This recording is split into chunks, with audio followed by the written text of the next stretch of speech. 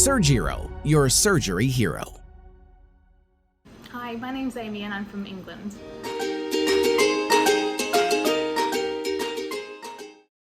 I heard about Surgero through a family member.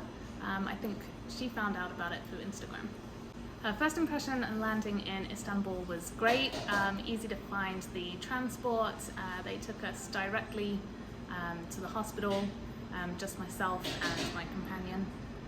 Hospital service was good. I spent 2 nights at the hospital, so they were quite painful nights, but overall an okay experience. Surgeon was good. The surgeon spoke English, so that was helpful, talked us through a lot of the detail, and was very gentle when coming out of surgery. Results are good. I came to Istanbul two dress sizes bigger than I am now, so skinny arms, it's all good.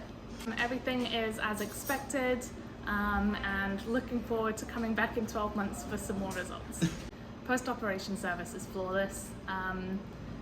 The nurse coming to do the massages is lovely. She's as gentle as she can be, but yeah, it all has to be done. It was, couldn't fault it. Overall experience has been great. So communication has been amazing.